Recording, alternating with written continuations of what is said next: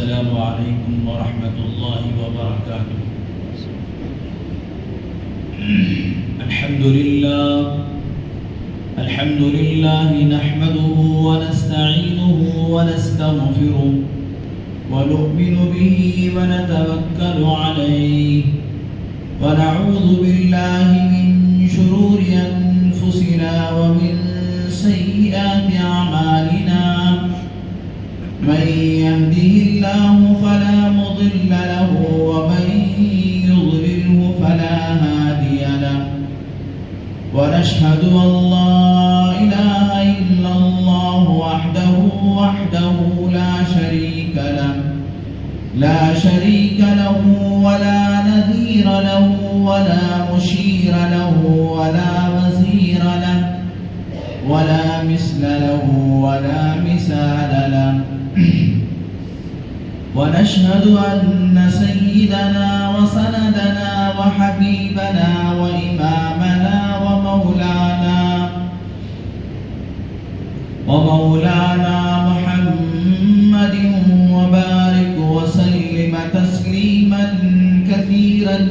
كثيرا أرسله الله تعالى بين يدي الساعة بشيرا ونذيرا وداعيا إلى الله بإذنه وسراجا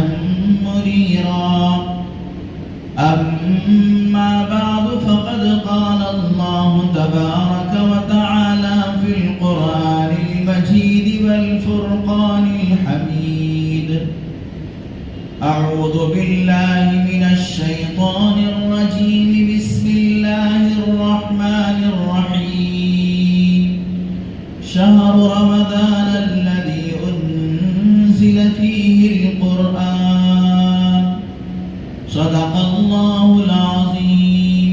وصدق رسوله النبي الكريم ونحن على ذلك لمن الشاهدين والشاكرين سبحانك لا علم لنا إلا ما علمتنا إنك أنت العليم الحكيم رب اشرح لي صدري ويسر لي أمري واحلل عقدة من لساني يفقهوا قولي اللهم صل على سيدنا مولانا محمد في أول كلامنا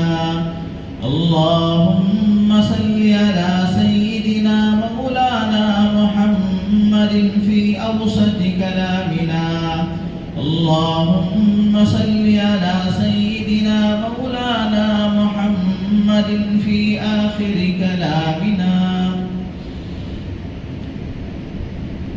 تمام تعریفیں، تمام بڑائیاں اور بزرگیاں خدائے رب ذوالجلال کے لیے جس کی خدائی میں کوئی شریک نہیں، وہ اکیلا پروردگار ہے، اس کا کوئی ساجی اور ہمسر نہیں، ہم سب اس کے کمزور و ناتواں بندے ہیں، وہ ہمارا خالق و مالک پالنہار اور پروردگار ہے۔ لاکھوں لاکھ کروڑ کروڑ انگنت لا تعداد درود و سلام محسن انسانیت فخر موجودات خلاصہ کائنات شفیع المذنبین رحمت للعالمین تاجدار بطحا محمد عربی محمد مصطفیٰ احمد مجتبی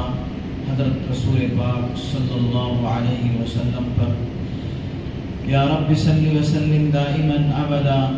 علی حبیبک خیر الخلق کلہم۔ معزز سامعین اکرام، فرزندان اسلام، بہت ہی قابل قدر بزرگوں اور دوستوں، آج شعبان المعظم کی 22 تاریخ ہے۔ رمضان کا مہینہ قریب آتا جا رہا ہے۔ رمضان کا مہینہ بڑی عظمتوں والا مہینہ ہے، برکتوں والا مہینہ ہے۔ جس قدر مہمان محترم ہوتا ہے، معزز ہوتا ہے، مرتبے والا ہوتا ہے، اسی کے بقدر اس کا اعزاز و احترام اور اس کے لیے انتظامات اور تیاریاں کی جاتی ہیں۔ رمضان المبارک 11 مہینے کے طویل انتظار کے بعد اللہ تبارک و تعالی ہمیں عطا فرما رہے ہیں۔ اس رمضان المبارک کی عظمت اور اس کی بڑائی کو اس بات سے ہم بخوبی سمجھ سکتے ہیں کہ امام الانبیاء خاتم النبیین سید المرسلین حضرت محمد الرسول اللہ صلی اللہ علیہ وسلم 2 مہینے پہلے ہی سے دعاؤں کا اہتمام فرماتے تھے۔ اے اللہ ہمارے رجب اور شعبان میں برکت عطا فرما اور خیر و عافیت کے ساتھ صحت و تندرستی اور سلامتی کے ساتھ رمضان تک پہنچا دے۔ رمضان کی مبارک ساعتوں سے ہمیں ملا دے، رمضان کی برکتوں سے ہمیں مالا مال کر دے۔ آقا دو جہاں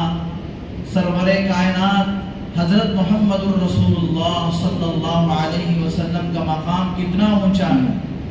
آپ علیہ السلام بخشے بخشائے ہیں۔ آپ علیہ السلام اللہ تبارک و تعالیٰ کے محبوب ہیں۔ آپ علیہ السلام کے صدقے سے اللہ نے اس پوری کائنات کو وجود بخشا ہے۔ نقش روح محمد سے اللہ تبارک و تعالیٰ نے بزم کائنات کو سجایا ہے۔ ایسی ذات اس مبارک مہمان کا انتظار 2 مہینے پہلے سے بلکہ اس سے بھی زیادہ پہلے سے، جیسا کہ ہم نے بارہا بزرگوں کے واقعات میں سنا ہے کہ پورا سال 6 مہینے کا ہوتا ہے، تو اس میں سے پورا سال 12 مہینے کا ہوتا ہے، تو اس میں سے 6 مہینے رمضان کے انتظار میں اور بقیہ 6 مہینے رمضان کی قبولیت کے لیے دعائیں کرنے میں گزار دیا کرتے۔ میرے محترم بزرگوں اور دوستوں، رمضان المبارک کا استقبال میں سب سے پہلی چیز، رمضان المبارک کی تیاری میں سب سے پہلی چیز جو ہم اپنے دل کی گراہ میں اپنے دل کی تختی پہ لکھ لینا ہے، وہ یہ ہے کہ ہم لوگوں کو گناہوں سے توبہ کرنا ہے، گناہوں سے معافی مانگنا ہے۔ اس لیے کہ جب تک ہم گناہوں سے پاک نہیں ہوتے، اللہ تبارک و تعالیٰ کی رحمتیں اور اللہ تبارک و تعالیٰ کی برکتیں اور اللہ تبارک و تعالیٰ کی عطایا ہمارے لیے کارگر نہیں ہوتی۔ جیسے ہمارے بہت بڑے اللہ والے شاہ جمال الرحمن صاحب حیدرآباد کے، وہ فرماتے ہیں، اس کی مثال ایسی ہے جیسے کہ ایک بچہ گلی میں جا کر کھیلتا رہتا ہے، 1 گھنٹہ 2 گھنٹہ کھیلنے کے بعد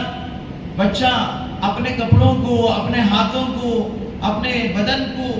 میلا کچیلا کر کے گھر کے اندر آتا ہے اور ماں سے پوچھتا ہے کہ امی مجھے پانی دو، امی مجھے کھانا دو۔ ماں کہتی ہے کہ پہلے جا کر ہاتھ منہ دھو کر آؤ، پہلے آ کر ہاتھ منہ دھو کر آؤ، پاک صاف ہو کر آؤ۔ بچہ ضد کرتا ہے کہ مجھے کھانا دیجئے، انہی گندے ہاتھوں سے کھانے کے لیے بچہ کھانے کے لیے ماں کو ترستا ہے، لیکن ماں اسے کھانا نہیں دیتی جب تک کہ وہ پاک صاف نہیں ہو جاتا، جب تک کہ وہ اپنے کپڑوں کو، اپنے ہاتھ پیر کو، اپنے منہ کو دھو نہیں لیتا۔ اسی طریقے سے میرے دوستو، رمضان بے شک برکتوں والا مہینہ ہے، رحمتوں والا مہینہ ہے، سعادتوں والا مہینہ ہے، اللہ کی عطایا اور اللہ کی عطا و بخشش کا مہینہ ہے۔ لیکن اس مہینے سے انہی لوگوں کو اللہ تبارک و تعالیٰ نوازتے ہیں جو پہلے سے گناہوں سے توبہ کر کے پاک و صاف رہتے ہیں، جو پہلے سے گناہوں سے پاک و صاف رہتے ہیں۔ اللہ تبارک و تعالیٰ ان لوگوں کو رمضان کی رحمتوں سے اور برکتوں سے، رمضان کی نعمتوں سے اللہ تبارک و تعالیٰ مالا مال فرماتے ہیں۔ اور میرے دوستوں، رمضان کا استقبال یہ ہے کہ آدمی لغو اور بیکار باتوں سے اور گناہوں سے بچ جائے، اور یہ آدمی اپنے ذہن کے اندر تصور لے اور اس کی تیاری کرے کہ گزشتہ رمضانوں کی طرح یہ رمضان میرا نہ گزرے۔ کتنے رمضان ہماری زندگی میں آئے میرے دوستوں، ہم نے ایسے ہی رمضان کو گزار دیا، لیکن اس مرتبہ یہ سوچے کہ میرا گزشتہ رمضانوں کی طرح رمضان نہ گزرے، بلکہ تقوی پرہیزگاری کے ساتھ اللہ تبارک و تعالیٰ کے ڈر کے ساتھ. میرے دوستو تقوی کے اندر دو چیزیں ہیں. تقوی کے اندر دو چیزیں ہیں. پہلی چیز یہ ہے کہ آدمی گناہوں کو چھوڑ دے, گناہوں سے اپنے آپ کو بچا لے. دوسرے درجے کی چیز ہے کہ آدمی کثرت سے نیک اعمال کرے. نیک اعمال کا درجہ دوسرا ہے, گناہوں کو چھوڑنے کا درجہ پہلا ہے. اگر آدمی بہت زیادہ عبادتیں کر رہا ہے, بہت زیادہ ذکر کر رہا ہے, پہلی صف میں آ کر نماز پڑھ رہا ہے, تہجد کی پابندی کر رہا ہے, ذکر و اذکار کر رہا ہے, صدقہ خیرات کر رہا ہے, نیکیوں کے ڈھیر سارے کام کر رہا ہے, لیکن گناہوں سے نہیں بچ رہا ہے, تو یہ نیکیاں اس کے کام آنے کی نہیں. مثال کے طور پر آدمی بدنگاہی نہیں چھوڑ رہا ہے, آدمی سود نہیں چھوڑ رہا ہے, آدمی ڈنڈی مارنا نہیں چھوڑ رہا ہے, لوگوں کو دھوکہ دینا نہیں چھوڑ رہا ہے, علماء کی ناقدری کرنا نہیں چھوڑ رہا ہے, اللہ تبارک و تعالیٰ کے بندوں سے حسد اپنے دل سے نہیں نکال رہا ہے, کینہ اپنے دل سے نہیں نکال رہا ہے, ان تمام روحانی بیماریوں کے اندر مبتلا ہے, ایسے گناہوں میں مبتلا ہے کہ ہر آدمی کو چھوٹا سمجھتا ہے, اپنے آپ کو بڑا سمجھتا ہے, اور ہر آدمی کو حقیر و فقیر سمجھتا ہے, اپنے آپ کو بڑا سمجھتا ہے, اور اپنے آپ کو مالدار سمجھتا ہے, اور اپنے آپ کو بہت ساری چیزیں ایسی ہیں کہ آدمی اسے گناہ ہی نہیں سمجھتا, بلکہ وہ ایسے گناہوں میں مبتلا رہتا ہے. میرے دوستو ان گناہوں کے ساتھ مبتلا رہ کر آدمی چاہے جتنی بھی عبادت کر لے, اس کی عبادت معتبر نہیں ہوتی. جب تک ہم اپنے آپ کو گناہوں سے پاک و صاف نہیں کرتے, اس وقت تک ہماری نیکیاں کارگر نہیں ہوتی. گناہوں کی مثال ایسی ہے, حسد کی مثال حدیث پاک کے اندر اللہ کے نبی صلی اللہ علیہ وسلم نے فرمایا, حسد کی مثال ایسی ہے کہ آدمی بڑی محنت کر کے نیکیوں کا ڈھیر جمع کیا, بڑی محنت کر کے نیکیوں کا ڈھیر جمع کیا, بہت بڑا ڈھیر جمع کیا کہ اس کے اندر روزے کی نیکی بھی ہے, اس کے اندر صدقے کی نیکی بھی ہے, اس کے اندر تلاوت کی نیکی بھی ہے, اس کے اندر اور بہت ساری نیکیوں کا ڈھیر جمع کیا, لیکن حسد ایسے ہے جیسے کہ سوکھی لکڑی کے اندر آگ لگا دی. جس طریقے سے سوکھی لکڑی کے اندر آگ لگانے سے جتنا جلدی وہ آگ پکڑ لیتی ہے اور وہ جل کے سوکھی لکڑی خاک ہو جاتی ہے, اس سے زیادہ حسد نیکیوں کے ڈھیر کے اندر آگ لگانے کی طرح ہے, اور نیکیوں کو برباد کرنے کے لیے اس سے زیادہ مؤثر ہے کہ سوکھی لکڑی کے اندر آپ نے آگ لگا دی. تو میرے دوستو رمضان کی تیاریوں میں ایک تیاری یہ ہے کہ ہم کیا ہے, گناہوں کو چھوڑ دیں,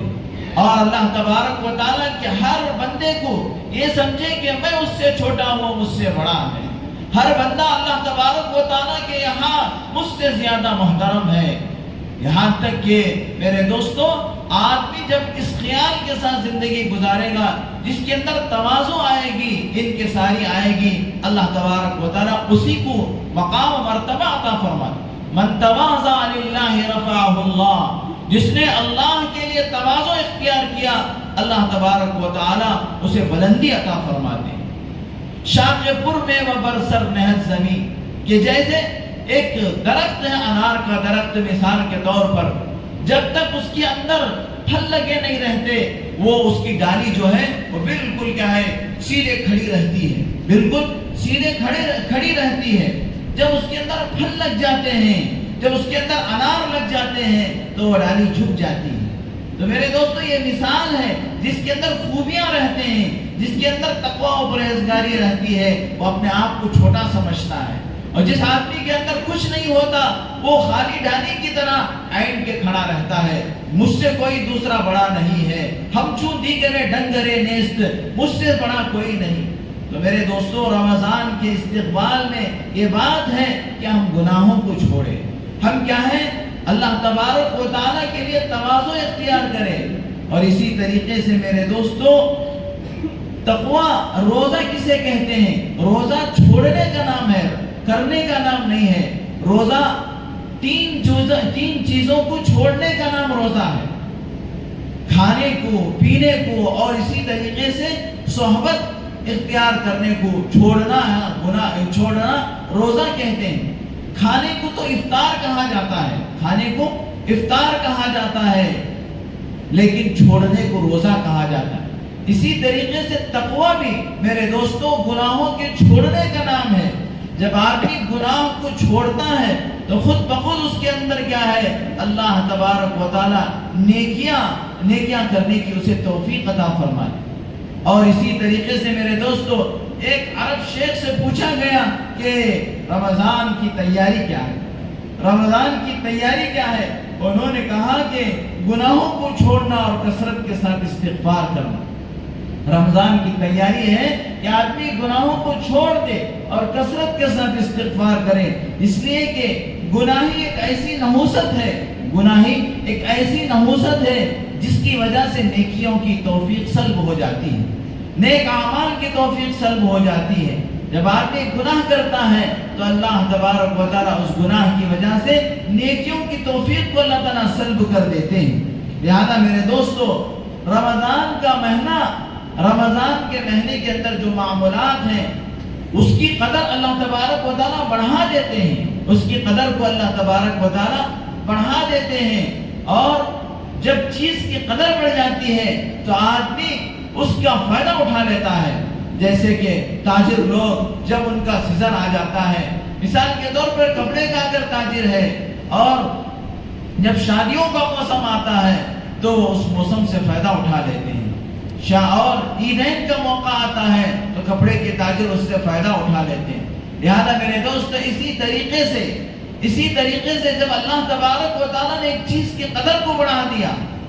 جیسے عام دنوں میں ایک فرض کا ثواب ایک فرض کے برابر ہے، لیکن رمضان میں اللہ تبارک و تعالیٰ اس کا ثواب 70 فرضوں کے برابر کر دیتے ہیں۔ ایک نفل کا ثواب اللہ تبارک و تعالیٰ رمضان میں فرض کے برابر کر دیتے ہیں۔ ایک صدقہ اور خیرات کا ثواب اللہ تبارک و تعالیٰ رمضان میں بڑھا دیتے ہیں۔ تو میرے دوستو جس طریقے سے دنیا کے تاجر اپنے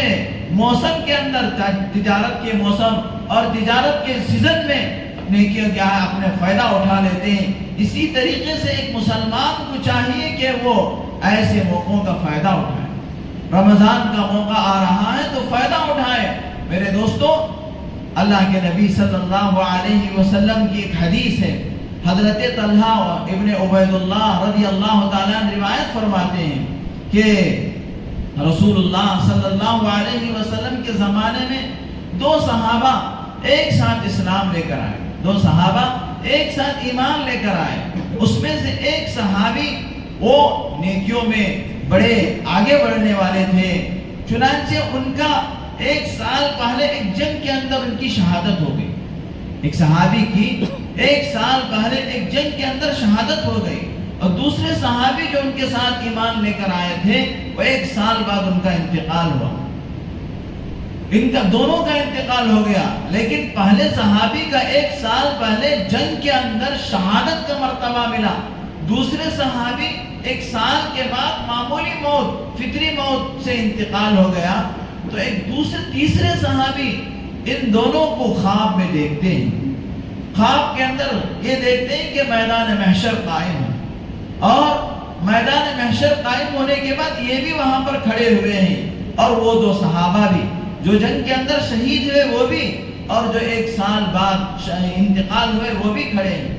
اتنے میں فرشتے آتے ہیں، آنے کے بعد جو ایک سال کے بعد انتقال ہوئے ان کو پہلے جنت میں داخل کر دیتے ہیں، جو ایک سال بعد انتقال ہوئے ان کو پہلے جنت میں داخل کر دیتے اور ہاتھ پکڑ کر ان کو جنت میں لے جاتے، اور جو ایک صحابی ایک سال پہلے انتقال ہوئے اور جنگ کے اندر شہید ہوئے، شہادت کا مقام و مرتبہ پایا، ان کو بعد میں ایک فرشتہ آتا ہے اور آنے کے بعد ان کو بھی ہاتھ پکڑ کے جنت میں لے جاتے، اور اس تیسرے صحابی سے کہتے ہیں کہ تمہارا ابھی وقت نہیں آیا، تم واپس چلے جاؤ، یہ ابھی باحیات ہیں، زندہ ہیں، یہ خواب دیکھ رہے ہیں، محشر کے اندر محشر قائم ہو چکا ہے، اور کیا ہے دو صحابہ اکرام، اس میں سے ایک صحابی ایک سال کے بعد انتقال ہوئے اور ایک صحابی ایک سال پہلے انتقال ہوئے، اور وہ بھی جنگ کے اندر شہید ہوئے، لیکن فرشتے آ کر جو ایک سال بعد انتقال ہوئے ان کو پہلے جنت میں داخل کر رہے ہیں، جبکہ 1 سال پہلے جو شہید ہوئے ان کو بعد میں جنت میں داخل کر رہے ہیں۔ تو اس صحابی کو تعجب ہوا کہ بھائی یہ تو کیا ہے، اللہ کے راستے میں شہید ہوئے اور ان سے 1 سال پہلے شہید ہوئے، لیکن فرشتے پہلے اس صحابی کو لے کر گئے جو 1 سال بعد انتقال ہوئے۔ تو اللہ کے نبی صلی اللہ علیہ وسلم سے آ کر انہوں نے اپنا خواب بیان کیا، اللہ کے رسول میں نے خواب میں دیکھا اور مجھے تعجب ہوا کہ ایک صحابی جو بہادر تھے اور نیکیوں میں آگے بڑھنے والے تھے، چنانچہ اسی کی وجہ سے انہوں نے جنگ کے اندر شریک ہوئے اور بہادری کے ساتھ لڑ کر شہید ہو گئے، اور یہ دوسرے صحابی جو 1 سال بعد انتقال ہوئے، فرشتے آ کر 1 سال بعد انتقال ہونے والوں کو پہلے جنت میں داخل کیے اور 1 سال پہلے انتقال ہونے والوں کو بعد میں داخل کیے، اور مجھے کہا کہ تمہارا ابھی وقت نہیں آیا، تم واپس لوٹ جاؤ، یہ معاملہ مجھے سمجھ میں نہیں آیا۔ اللہ کے نبی صلی اللہ علیہ وسلم نے فرمایا ارے یہ بات تو ہونی ہی ہے، کیونکہ یہ جو دوسرے صحابی ہیں ان کے نام اعمال میں 1 سال کی عبادت کا اضافہ ہے، 1 سال کا رمضان ان کو ملا ہے، 1 سال کے روزے ان کو ملے ہیں، 1 سال کی تراویح ان کو ملی ہے، 1 سال کے نیک اعمال ان کے کھاتے میں، ان کے نام اعمال میں زیادہ ہیں، جس کی وجہ سے ان کو پہلے جنت میں داخل کیا گیا۔ اور یہ دوسرے صحابی جو 1 سال پہلے انتقال ہو گئے تو ان کے نام اعمال میں 1 سال کے اعمال کم ہے، جس کی وجہ سے ان کو دوسرے نمبر پر جنت میں داخل کیا گیا۔ تو میرے دوستو اس حدیث سے پتہ یہ چلتا ہے کہ ہم کو جتنے رمضان اللہ تبارک و تعالی عطا فرماتے ہیں اتنے ہماری نیکیوں کے اندر اضافہ ہونی چاہیے، اتنے ہمارے اعمال کے اندر اضافہ ہونی چاہیے، اور اتنا ہی ہمارے لیے آخرت کے درجات کی بلندی کا ذریعہ و سبب۔ تو لہذا میرے دوستو رمضان کا مہینہ امتحان کا مہینہ ہے، رمضان کا مہینہ امتحان کا مہینہ ہے۔ اگر کوئی طالب علم پورا سال غفلت میں گزارا لیکن امتحان کے دن بھی اگر غفلت میں گزارا تو وہ ناکام ہو جائے۔ تو لہذا اگر کسی سے پورا سال کچھ غفلت ہو گئی، کچھ ایک دن کیا ہے رضا میں رہ گیا اور کیا ہے چھٹی کر دیا، لیکن امتحان کے دنوں میں اگر میرے دوستو وہ چھٹی کرے گا، وہ غفلت میں رہے گا تو وہ کامیاب نہیں ہو سکے گا۔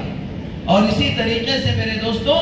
اگر امتحان کے دنوں میں آدمی محنت کر لے گا اور کوشش کر لے گا تو امتحان کے اندر اچھے طریقے سے وہ امتحان لکھے گا، ہو سکتا ہے وہ اس طالب علم سے آگے بڑھ جائے جو ہر اعتبار سے پابندی کیا، کیونکہ اس کی محنت کے اوپر کیا ہے اس کا نتیجہ ہے۔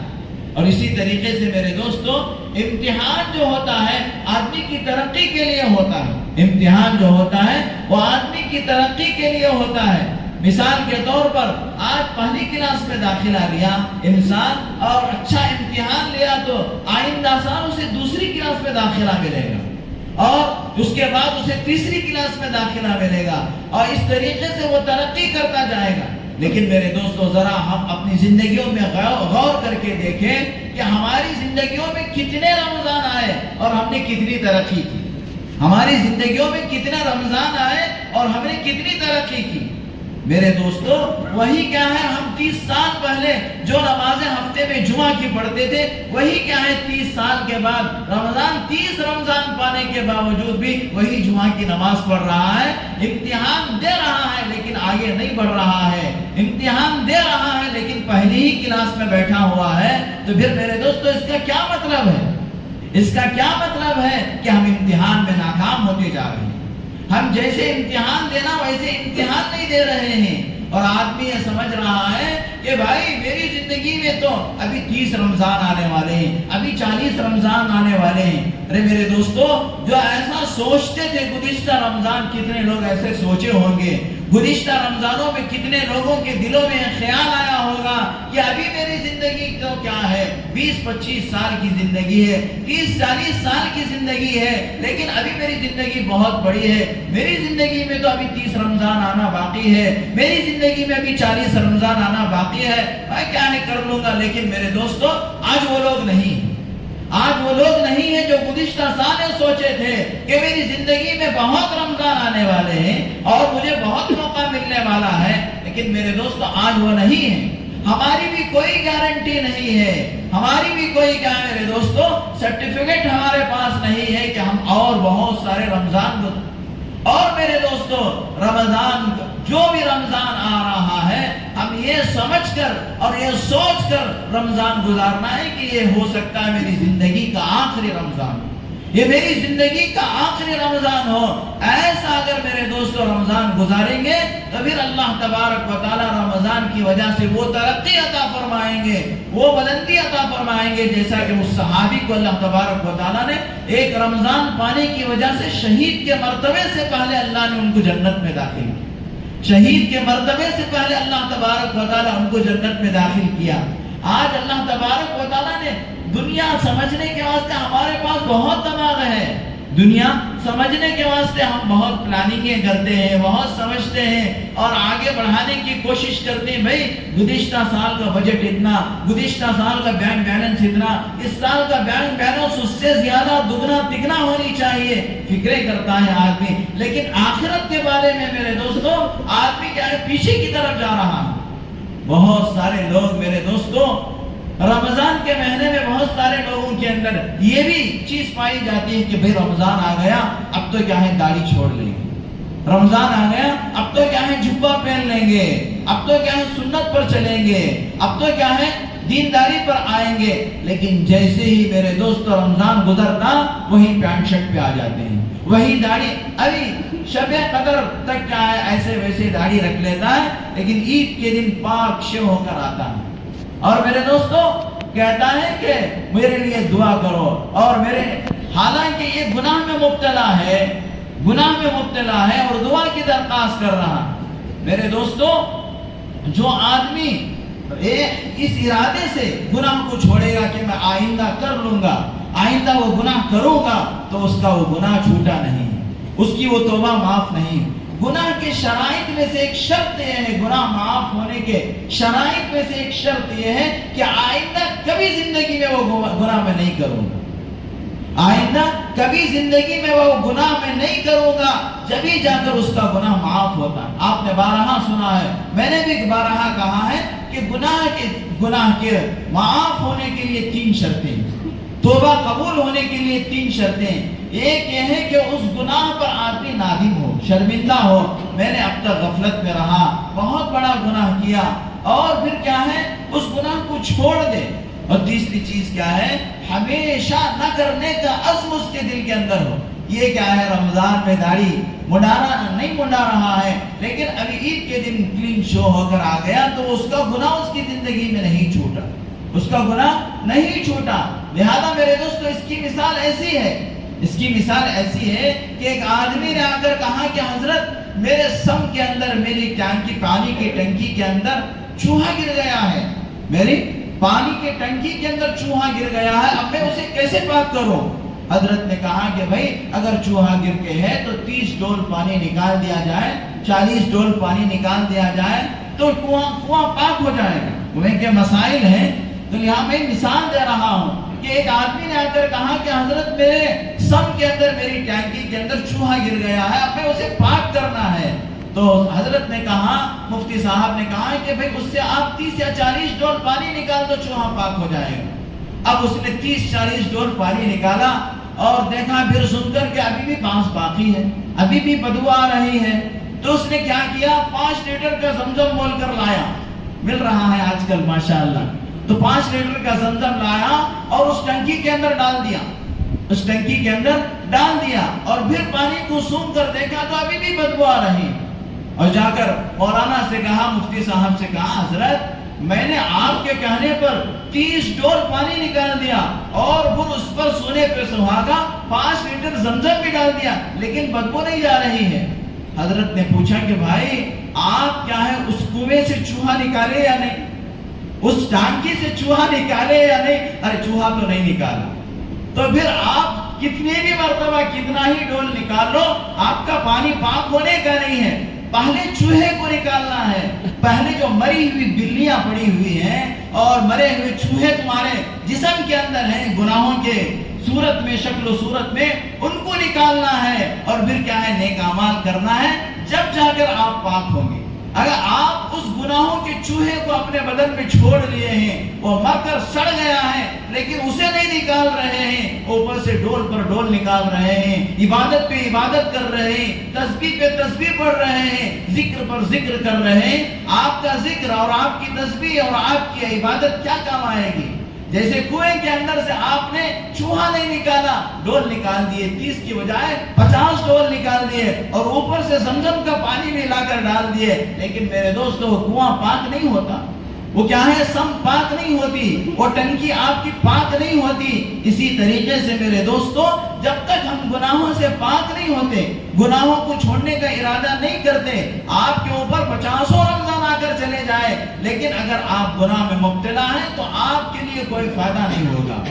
جیسے ہی بچہ امتحان لکھ کر ترقی کرتا ہے، کتنی مثالیں میں نے دیا، اگر ہم کو سمجھ میں بات آ رہی ہے تو میرے دوست ایک مثال ہماری زندگی کے بدلنے کے لیے کافی ہے، ایک مثال ہماری زندگی کے بدلنے کے لیے کافی ہے۔ بچہ اسکول کے اندر جاتا ہے، امتحان لکھتا ہے اور انسان کامیاب ہو کر دوسری کلاس میں جاتا ہے اور پھر تیسری کلاس میں جاتا ہے، یہاں تک کہ وہ IAS IPS آفیسر بن جاتا ہے،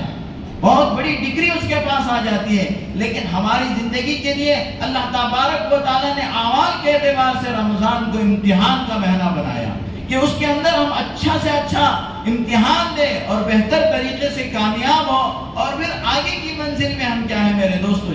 اور اللہ تبارک و تعالیٰ دیکھے 3 چیزیں تمام لوگوں کے اندر مشترک رکھا، جتنے مسلمان ہیں ان سب کے لیے 3 چیزیں مشترک ہیں، نماز، روزہ اور کلمہ۔ یہ 3 چیزیں ہر ایمان والے کے لیے ضروری ہے، ایک تو ایمان، دوسرا نماز، تیسرا روزہ، چاہے وہ غریب ہو، چاہے وہ امیر ہو، چاہے وہ شہری ہو، چاہے وہ دیہات کا ہو۔ میرے دوستو یہ چیزیں ہمارے لیے سب کے درمیان میں مشترک ہیں،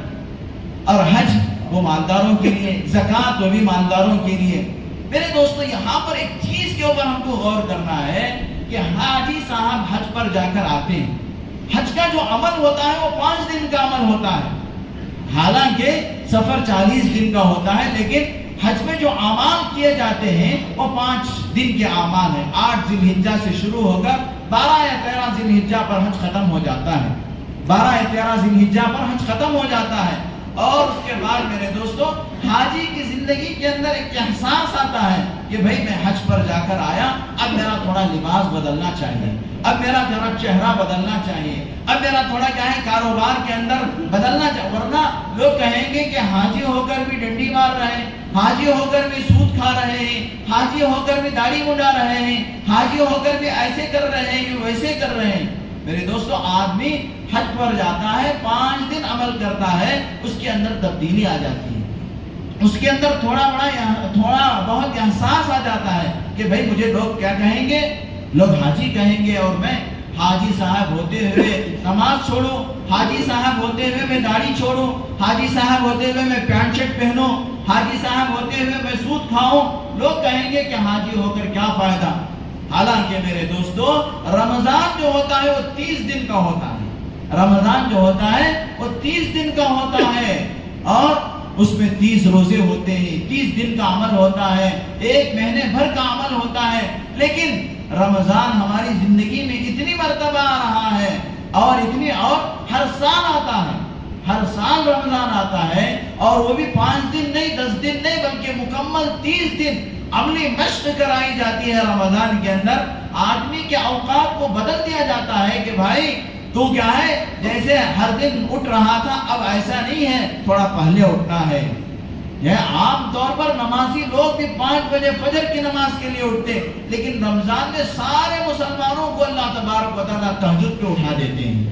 اور کھانے کا شیڈول اس کا بدل دیتے ہیں، پینے کا اور ہر چیز کا عبادت میں اللہ تعالیٰ اضافہ فرما دیتے ہیں۔ اس کے باوجود میرے دوستو اس کی زندگی کے اندر تبدیلی نہیں آ رہی ہے، تو اس کا کیا مطلب ہے؟ یہ غفلت کے ساتھ رمضان گزار رہا ہے، یہ اللہ کے دھیان کے بغیر رمضان گزار رہا ہے۔ میرے دوستو رمضان اس لیے نہیں آتا کہ جیسے چاہے ویسے رمضان گزار لو، پھر رمضان کے بعد ایسے ویسے ہو جاؤ۔ اللہ تبارک و تعالی ہم سب کی حفاظت فرمائے۔ رمضان کا مبارک مہینہ آ رہا ہے، اس کی تیاری ہم کو پہلے ہی سے کرنے کی اللہ تعالی ہم سب کو توفیق عطا فرمائے۔ رمضان کی تیاری میں سب سے پہلا عمل، جیسا کہ میں نے شروع میں کہا، وہ یہ ہے کہ گناہوں سے پرہیز، گناہوں کو چھوڑ دینا، گناہوں سے نفرت ہمارے دل کے اندر پیدا ہو جانا۔ گناہ کے ساتھ آدمی جتنی بھی عبادت کر لے میرے دوستو اس کی عبادت معتبر نہیں ہوتی۔ جیسے ٹنکی میں سے چوہا نکالے بغیر جتنا بھی پانی آپ نکالو وہ ٹنکی پاک نہیں ہوتی۔ اسی طریقے سے میرے دوستو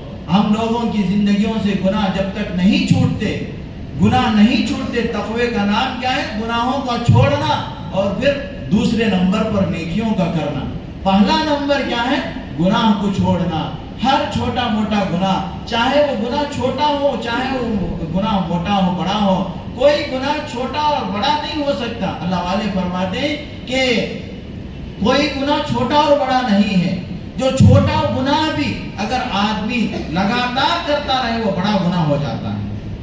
لگاتار کرتا رہے تو وہ بڑا گناہ ہو جاتا ہے۔ بڑا گناہ اگر کر کے آدمی توبہ کر لے تو وہ چھوٹا ہو جاتا ہے بلکہ پورے طور پر مٹ جاتا ہے۔ میرے دوستو انگارہ جو ہوتا ہے وہ چھوٹا ہو وہ بڑا ہو وہ جلانے کے لیے کافی ہوتا ہے۔ گناہ ایک انگارے کی طرح ہے، لہذا یہ تو چھوٹا انگارہ ہے، بھئی لگے تھے چھوڑو کپڑے پہ کر کے بول کے چھوڑ دیا تو دوسرے سے کیا ہے تھوڑی دیر میں پورا بدن جلا دے گا، پورے کپڑے جل جائیں گے۔ چھوٹا انگارہ ہے سمجھ کے، بڑی انگار سے ہی بچنا ہے کیا؟ چھوٹے انگارے سے بھی بچنا ہے، چھوٹی چنگاری سے بھی بچنا ہے۔ گناہ کی مثال ایسے ہی ہے۔ اور میرے دوستو اگر ہم گناہ کو چھوٹا سمجھیں گے وہی گناہ سب سے بڑا ہے۔ گناہ کو ہم بڑا سمجھ کر توبہ کر لیں گے تو وہ گناہ چھوٹا ہے بلکہ ختم ہی ہو جاتا ہے۔ اللہ تبارک و تعالی ہم سب کو سمجھنے کی توفیق عطا فرمائے۔ رمضان کا مبارک مہینہ آ رہا ہے، اس کے اندر ہم نیتیں یہ کریں کہ ہم زندگی کو بدلیں گے۔ ہم کیا ہے آخرت کا امتحان دینے جا رہے ہیں، آخرت کے اعتبار سے یہ امتحان میں ہم پاس ہوں گے اور کامیاب ہوں گے اور ترقی کریں گے۔ اللہ تبارک و تعالیٰ کی مرضی کے مطابق، اللہ کی پسند کے مطابق زندگی گزاریں گے۔ اللہ تبارک و تعالیٰ ہماری آخرت کے درجات کو بلند فرمائے، ایسی زندگی گزاریں گے۔ یہ مت سوچو کہ رمضان تو ابھی بہت آئیں گے میری زندگی میں، میرے دوستو یہ خیال غلط ہے، اس لیے کہ اللہ نے جو موت مقدر کر کے ہے وہ کسی کو معلوم نہیں۔ آدمی کا برتھ ڈے تو معلوم ہے لیکن ڈیتھ ڈے معلوم نہیں ہے۔ آدمی کب انتقال ہوتا ہے، کس سیکنڈ میں انتقال ہوتا ہے وہ بھی معلوم نہیں۔ مرنے کے بعد ہی لوگ بتاتے ہیں کہ یہ فلاں گھنٹے میں، فلاں دن میں، فلاں سیکنڈ میں انتقال ہو، مرنے سے پہلے کوئی نہیں بتا سکتا۔ اس لیے ہماری زندگیوں کا کوئی بھروسہ نہیں ہے۔ اللہ تبارک و تعالی ہم سب کو آخرت کی فکر نصیب فرمائے۔ رمضان المبارک آ رہا ہے، صحیح طور پر اللہ تعالی رمضان گزارنے کی توفیق عطا فرمائے، ہم سب کو صحت عافیت کے ساتھ رکھے اور اس میں پوری قدر کرنے کی توفیق عطا فرمائے۔